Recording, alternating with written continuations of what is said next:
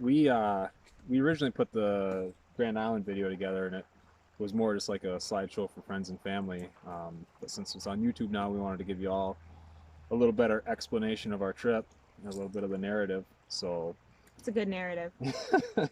this was the first vacation that Eleni and I went on since we were married together, I without other mean, we people. don't, yeah, usually vacation separately, Right. but almost all of our other trips have always been with friends, our family. And so this was our first. I was like, yeah, it's going to be like a romantic getaway for two.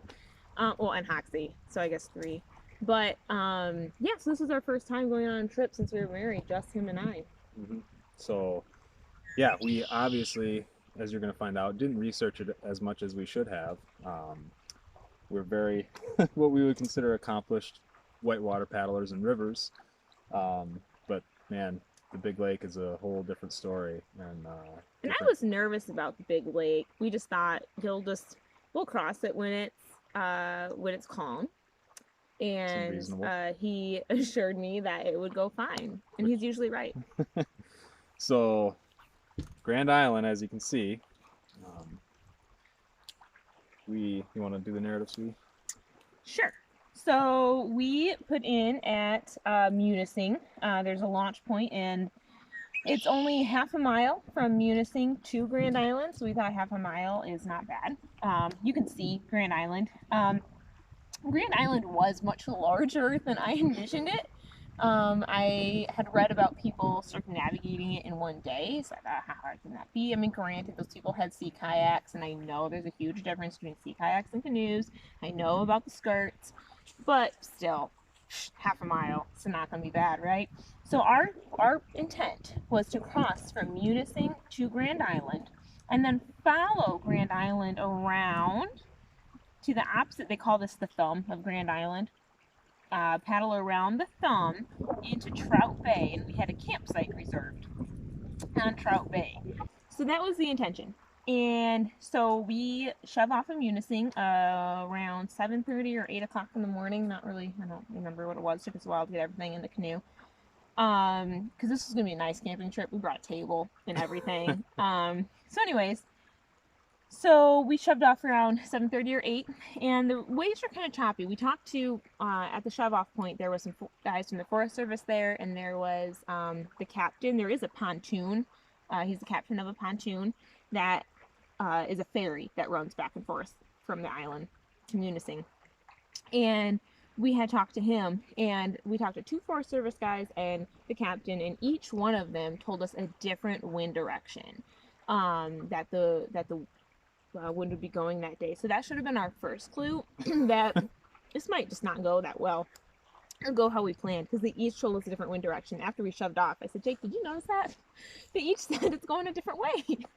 So anyways, it was kind of choppy. I don't know, how high do you think the waves were? A foot. Not, they weren't breaking, you know. But it was just, you would ride up and go down, and I didn't like that at all. So anyways, but Jake was quartering into the waves just like he should be, and we eventually made it. I was not a fan of it. We made it to Grand Island, and we paddled into, this was called Murray Bay. So we paddled into Murray Bay, and the wind was just pummeling into Murray Bay, and it was horrible. And there were campsites there, which we considered trying to find one of those and setting up camp there, but we thought, man, we don't want to camp with all this wind. Like, that's going to be not fun. So we're like, well, it shouldn't take too long to get around the thumb. So we'll just set off, and Jake said, he assured me, I didn't want to go. He said, honey, as soon as we get around part of this point here, the wind's going to die down. It's going to be fine. So, Which it did. okay. So we came around the thumb, and there was a point where the wind died down. And Jake's going, I told you so. And I'm like, shut up, whatever. Let's just get around this thumb.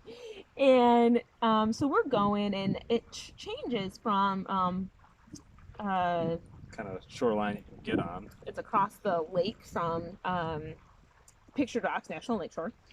And so it's just like that, just sheer cliff faces. There's just nothing, no place to land. Which so you saw in the video. Yeah, so if you go watch our first video on Grand Island, you can see what we're talking about. There's no place to land. So if we were to tip over or anything, I told Jake we were going to get bashed against these rocks till dead or die of hypothermia. There is no way out.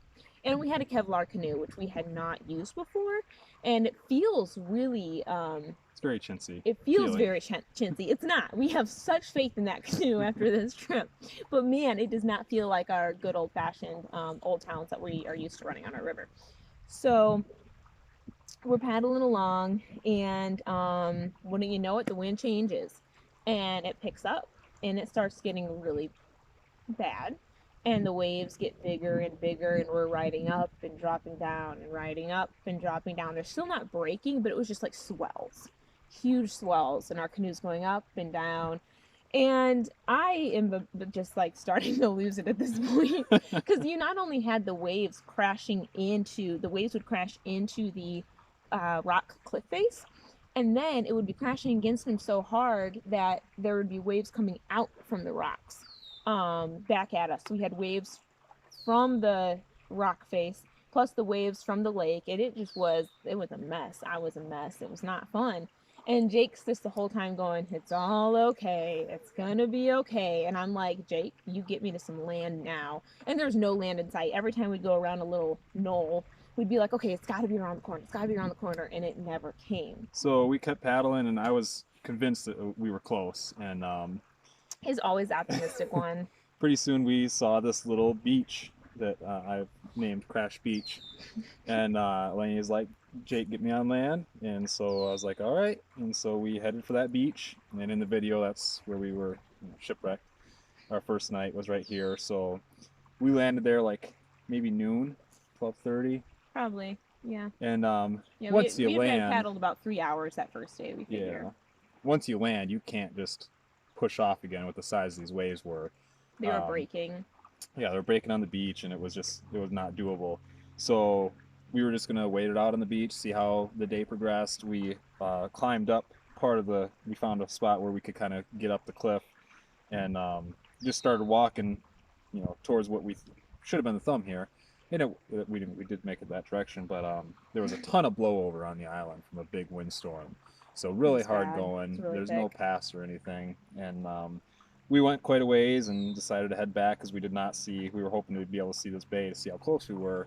Never happened. So we ended up hiking our gear up on top of the cliff face for that night and camped there. And the plan was the next day, hopefully to push off if it was calm and The waves weren't breaking early in the morning. We Right. did read enough to know that early in the morning is kind of your best bet to shove off. yeah.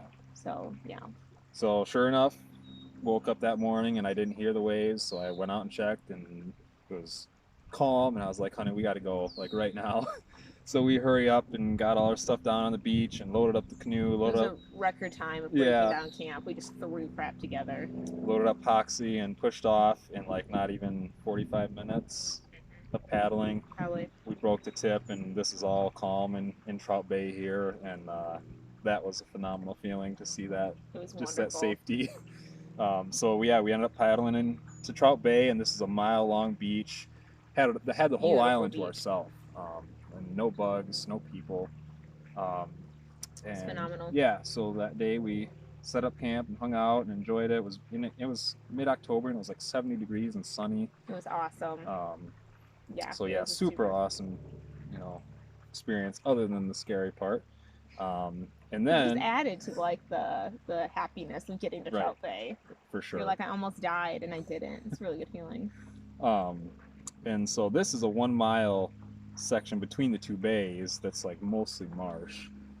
And Elaine was like, "There's no way in heck I'm getting back in that canoe and paddling back around that." So Which you didn't fight. You I didn't agreed fight. Yeah, that it was not no, a smart we were not smart prepared. decision. No. So over the next 2 days, Yeah, we were on the island for 3 nights altogether. So the Yep. first night was Crash Beach, and then 2 nights at Trout Bay. yeah. So over the next 2 days, we portaged all the gear you saw in the canoe the 1 mile over to this bay. So the morning that we had to leave, we could just skirt this coastline here and paddle across the open water to Munising. So it wasn't the relaxing getaway we were hoping for, but just the things we had to overcome really made it memorable. And like we felt so close afterwards. It was like a massive team building exercise, and Yeah. so rewarding. So it Yeah. was cool that some of the trying times can be the most beneficial to a relationship. I would say.